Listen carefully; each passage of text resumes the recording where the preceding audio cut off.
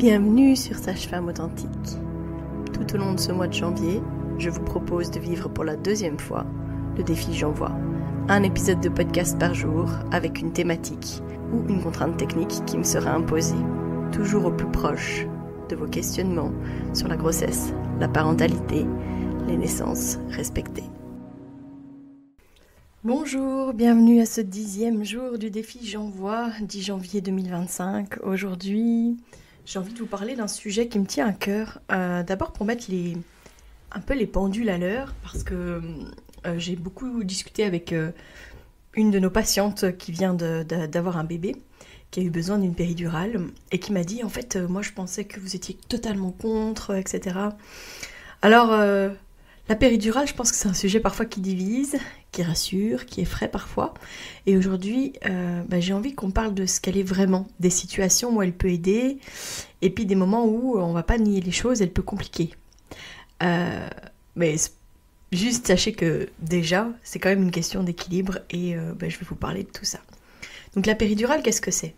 Clairement, c'est une anesthésie. Et ça, j'aime bien le rappeler, parce qu'au final, on n'arrête pas de nous parler de juste la péri, un petit mot comme ça, un petit nom, encore une fois, mais avec beaucoup d'implications et sous-estimé dans le sens où, oui, c'est une technique anesthésique. Donc on va endormir toute une partie du corps de la femme pour justement bloquer la douleur, les sensations, parfois aussi la mobilité, parce que les femmes, parfois, elles vont plus du tout pouvoir bouger même leurs jambes librement pour pouvoir ne serait-ce que changer de position dans le lit.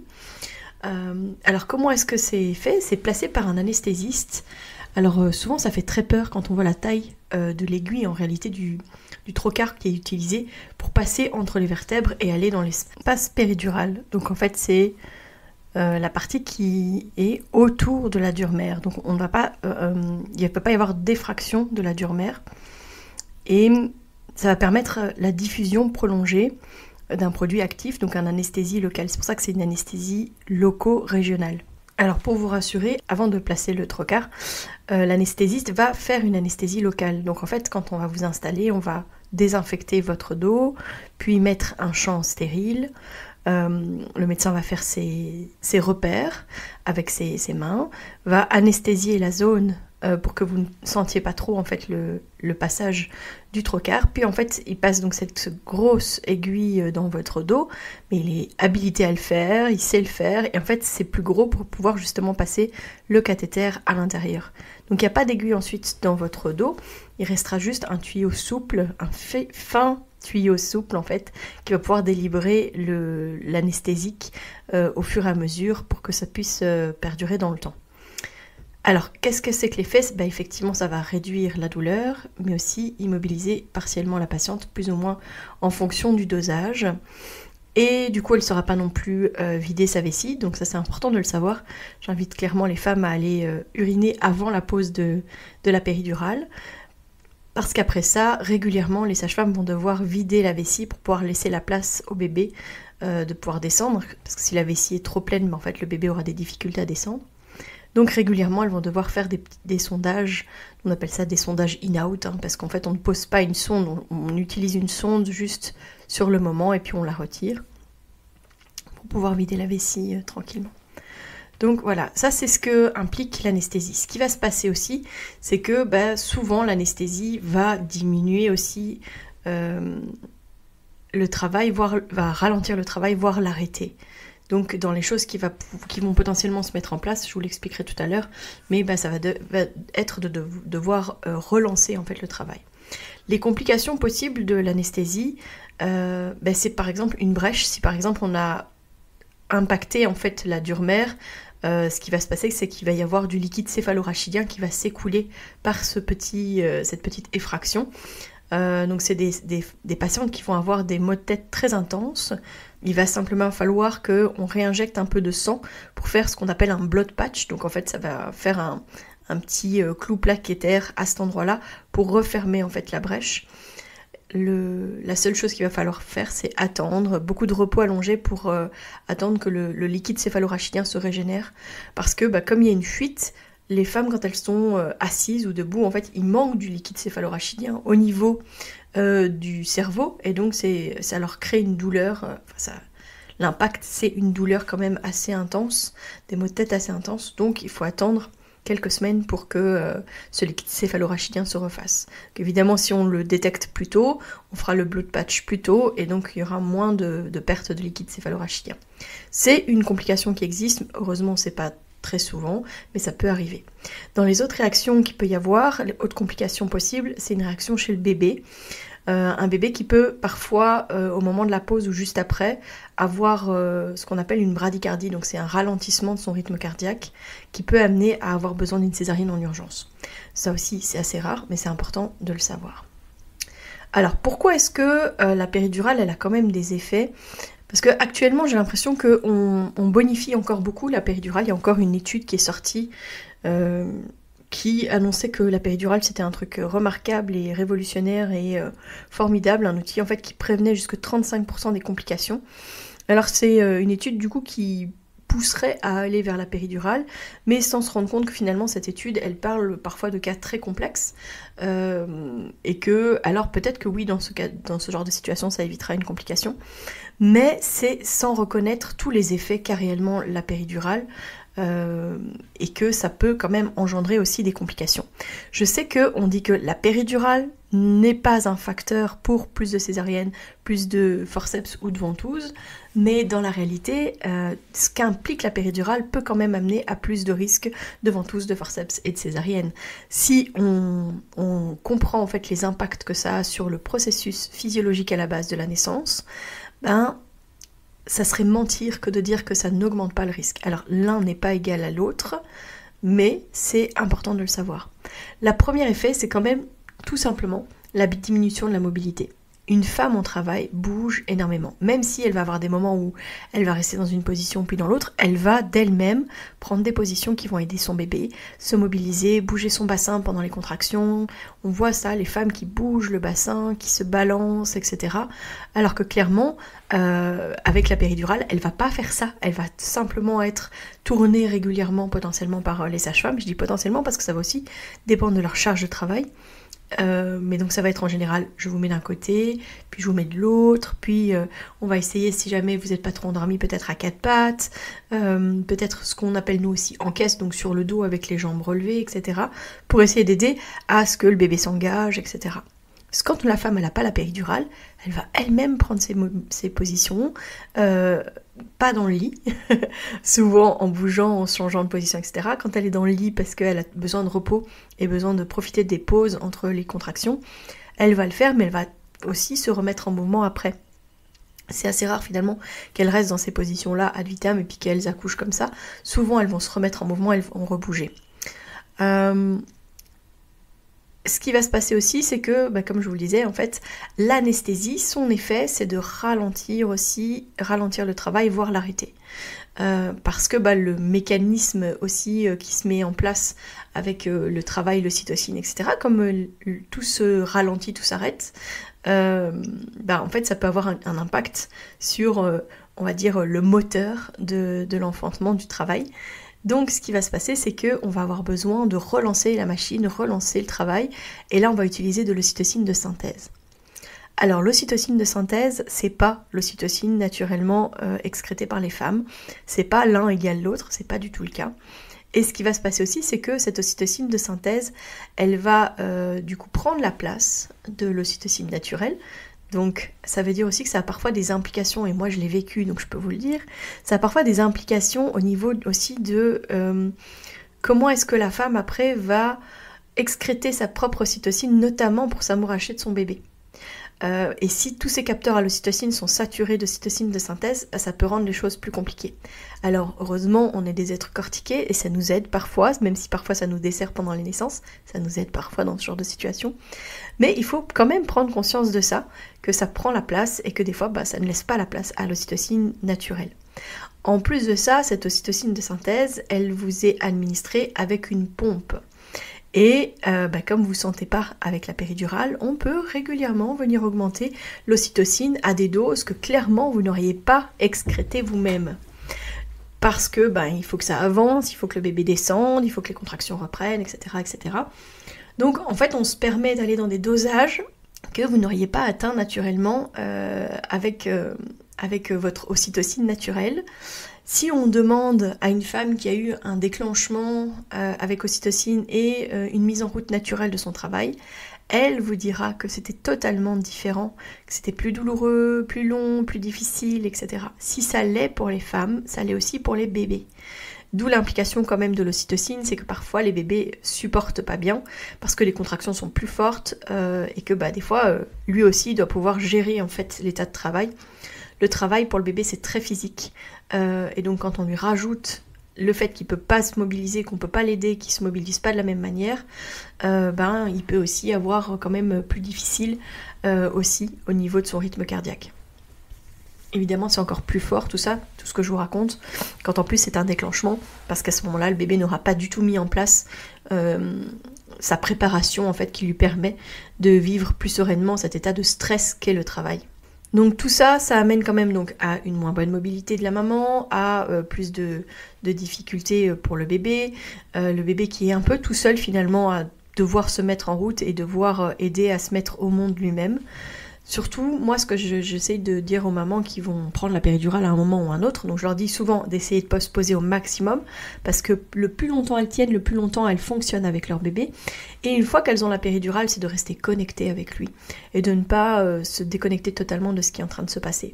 Parce que parfois, je vois les femmes sous péridurale qui sont sur les réseaux sociaux, qui regardent la télé, au lieu d'être quand même un minimum dans le moment qui est en train de se passer, retrouver du sacré dans la naissance, même si on ne sent plus, y a quand même un bébé qui s'en vient, quoi. Alors pourquoi est-ce qu'il y a un risque de ventouse et de forceps plus grand, et de césarienne aussi? La césarienne, je vous ai dit par rapport au risque de bradycardie, mais aussi parce que parfois, comme la mobilité n'est pas là, la femme va potentiellement moins bien sentir, en fait elle sent moins bien, mais aussi moins bien se mobiliser, moins bien pousser, et donc parfois la sortie du bébé est quand même plus difficile. Je dis parfois, c'est pas à chaque fois, mais ça peut arriver, parce que tout simplement quand on sent pas ce qui se passe, c'est plus difficile de faire les choses, d'autant plus que sans la péridurale, il y aura ce réflexe de pousser qui se fera tout seul et où la femme aura plus que besoin d'accompagner, alors qu'avec la péridurale, en fait, il n'y aura pas forcément ce réflexe-là.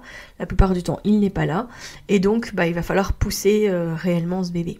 C'est là où on va devoir utiliser la poussée dirigée et j'ai encore une de nos patientes qui m'a dit on m'a quand même dit comment ça se fait que vous n'avez pas appris à pousser. Moi je dis en fait je t'ai pas appris à pousser parce que moi ce que je veux que tu saches, c'est que ça peut pousser tout seul. Et sur le moment même, on a encore le temps de t'expliquer comment pousser. Clairement, pendant le moment de la contraction, on peut expliquer de toute façon. Tant qu'on ne le fait pas, c'est un peu trop théorique de savoir comment est-ce qu'on pousse un bébé. Donc voilà, pourquoi est-ce qu'il y a plus de risques de ventouse, de forceps et de césarienne. Alors maintenant, j'aimerais vous parler de cas concrets, de choses où moi je trouve que la péridurale, son implication, elle n'est pas assez connue. On n'explique pas assez aux gens qu'est-ce que ça implique, qu'est-ce que ça peut engendrer comme complications, sans parler même de complications liées à la péridurale en tant que telle, avec la brèche de la dure-mère ou avec une grosse bradycardie du bébé, même si en général on ne le dit pas. Mais l'implication que ça a réellement en fait sur la physiologie du travail. C'est pour ça que souvent, quand on me parle j'ai une doula notamment qui parfois me contacte et puis me dit oui, voilà, ma cliente, elle était comme ça, et je comprends pas, ça n'a pas fonctionné, etc. Et quand je lui dis, est-ce que ta cliente avait une péridurale, elle me dit oui. Je dis, mais alors moi je suis pas très compétente, parce qu'une fois que les femmes elles ont la péridurale, en fait, on n'est plus dans la physiologie. Et ça, il faut bien le comprendre. Parce que, oui, on ralentit le travail, on relance avec des hormones de synthèse, la femme ne se mobilise pas, elle n'aura pas le réflexe d'expulsion. Donc, clairement, on n'est plus dedans. Donc, on va devoir manager les choses différemment et on va devoir comprendre tout ce que ça implique au niveau de la non-mobilité, de l'ocytocine de synthèse qu'on va devoir mettre en place, etc., etc. Et puis de ces perfusions, de tout ce qu'il y aura autour de cette femme, parce que du moment où il y a une péridurale aussi, il y a d'office une perfusion, il y aura les sondages, comme je vous avais dit, etc. Donc, c'est intéressant quand même de se rendre compte que parfois, en fait, les effets de la péridurale, elles vont aider. Donc quand je dis le plus tard possible, c'est pour que les bébés restent le plus aidés en fait dans leur travail. Mais quand on est dans des travails qui n'avancent plus, qui sont complètement bloqués, là coup sur coup, en un mois j'ai eu 2 de nos patientes qui, pour des raisons différentes, ont eu besoin de la péridurale. L'une, c'était quelque chose beaucoup de mental, mais qu'on a découvert, en fait, qu'on a mis à jour seulement le jour même, enfin même le lendemain presque, parce que c'était une maman qui était déjà en travail la veille. Puis ça n'évoluait pas, donc en fait je lui ai dit écoute, ça doit être du pré-travail, rentre chez toi, repose-toi. Là tu vois bien que quand tu te mets pas en position de gravité, en fait tes contractions s'espacent, etc. Donc peut-être profiter pour te reposer. Et puis elle est revenue le lendemain parce qu'elle avait quand même la sensation que ça revenait, etc. Et au final on a pu mettre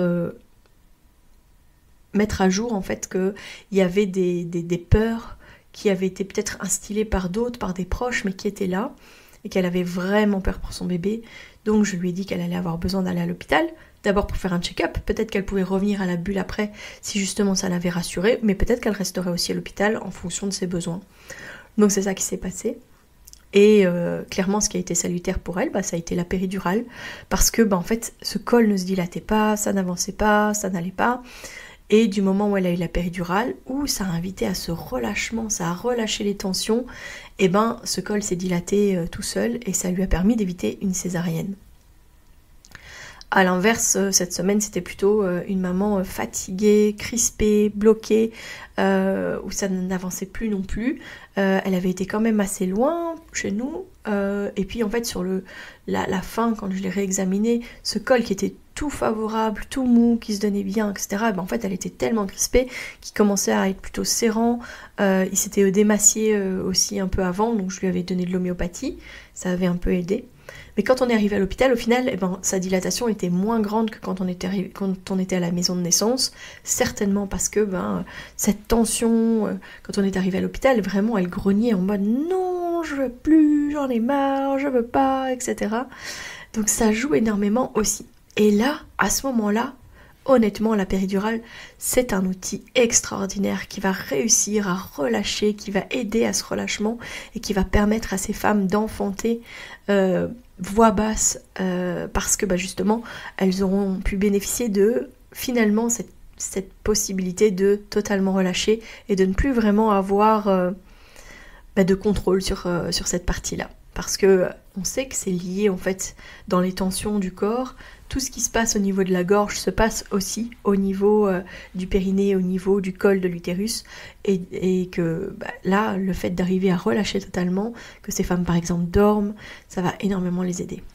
Alors en cas de projet sans péridurale, à l'hôpital, moi j'explique souvent que le plus important, ça serait de bien se préparer, clairement, que l'accompagnant, que ce soit le papa, la maman, que ce soit la maman de la maman, une sœur, une doula, etc. Enfin, une doula, elle est au clair avec ce qui va se passer, mais c'est vraiment de donner les clés de compréhension de qu'est-ce qui est normal dans le travail, de comment est-ce que la femme peut réagir, de pourquoi parfois elle va avoir besoin d'exprimer ses doutes, ses difficultés, etc. Et que ça ne veut pas dire qu'il faut sauter sur la péridurale, parce que c'est difficile en fait quand l'équipe autour pousse un peu à la péridurale, notamment parce que ça aide les équipes, on va pas se mentir, parce que quand les services fonctionnent quand même en surcharge avec pas assez de sages-femmes, le fait d'avoir des femmes sous péridurale, ça aide grandement à gérer le service, alors que si on avait plus de femmes sans péridurale, ça serait compliqué parce que ça demande beaucoup plus d'accompagnement, beaucoup plus de présence, et quand on n'a pas assez de sages-femmes,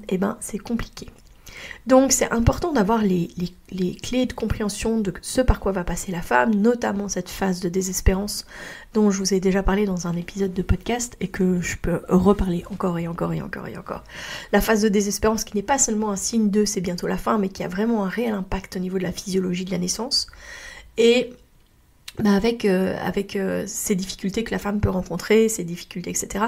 C'est important en fait de savoir dans quel moment est-ce qu'on doit vraiment être très, très soutenant, très présent, mais aussi le moment où on comprend que là, elle a atteint sa limite, que c'est vraiment trop loin, qu'elle est entrée notamment en souffrance, parce que ça c'est la différence entre la douleur qui est là pour guider. J'explique souvent qu'en fait elles doivent sentir leur bébé sur leur col, donc c'est une sensation qui doit les guider et pas quelque chose contre lequel elles doivent lutter.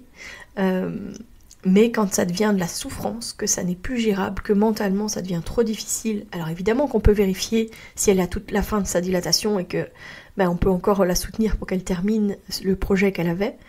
Mais sinon, moi je les invite vraiment à utiliser un mot de passe entre eux pour clarifier le moment où vraiment elle a atteint sa limite et qu'elle veut absolument avoir une péridurale. Je leur dis parfois, utilise boule de pétanque, pamplemousse, cornichon, des mots que vous n'allez pas utiliser en fait dans un contexte de naissance et qui vont aider justement à ce que l'accompagnant puisse comprendre la difficulté, l'expression de la difficulté et qu'il puisse demander clairement la péridurale pour sa femme ou pour la femme qui l'accompagne, ou il ou elle accompagne. Voilà. Alors, qu'est-ce qu'on utilise finalement à la maison de naissance? Parce qu'avant la péridurale, dans les situations où on a besoin d'aide, nous on utilise beaucoup la thérapeutique posturale, donc on va aider à positionner mieux le bébé, aider le bébé à s'engager, aider parfois le bébé à pouvoir mieux se placer. On prend parfois des positions qui semblent abracadabrantes, mais on utilise beaucoup ce qu'on appelle le spinning baby. On utilise aussi le rebozo avec des techniques de bercement, des techniques où on va remonter, redescendre, etc. Des choses qui sont très très intéressantes. On va utiliser aussi l'homéopathie, les fleurs de Bach, le chaud, les bouillottes, le bain, etc., etc. Donc on a beaucoup de méthodes pour pouvoir soulager, pour pouvoir aider en tout cas, soulager je ne sais pas, mais en tout cas pour aider à parfois passer un obstacle, passer une difficulté. Après, quand c'est nécessaire, eh bien la péridurale, ça va vraiment aider. La péridurale, c'est ni un ennemi, ni une panacée en fait. Je pense qu'elle doit vraiment être utilisée au bon moment, pour les bonnes raisons, que c'est important d'informer pour éviter les regrets ou la désinformation, de préparer parfois les mots de passe, les mots de code comme cornichon ou boule de pétanque, pour rester vraiment maître des décisions en salle de naissance. Et là, je vous invite à revoir l'épisode que je vous ai proposé il y a quelques jours, l'outil Brain, pour revoir qu'est-ce que ça apporte comme bénéfice, quels sont les risques, quelles sont les alternatives, qu'est-ce qu'on ressent au niveau de son instinct et qu'est-ce qui se passe si on ne fait rien. Brain. D'accord? Retournez voir et je vous propose de pouvoir venir télécharger l'outil Brain si vous le souhaitez. Je vous le remets en lien dans la description de cet épisode. Voilà. Écoutez, si vous connaissez quelqu'un qui est en train de se préparer à son accouchement et qui se demande encore est-ce que je vais prendre ou non la péridurale, je vous invite à le partager.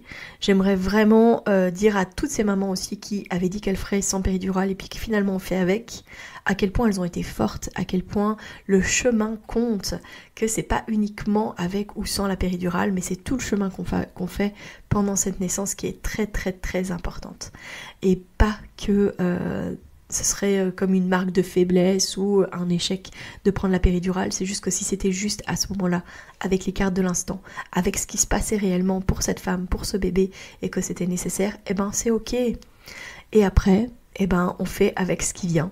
C'est-à-dire que s'il y a une complication, s'il y a quoi que ce soit, on fait avec et on interagit, on agit en conséquence. Heureusement, dans ce genre de situation, on est toujours à l'hôpital, donc on a toujours tout le corps médical autour.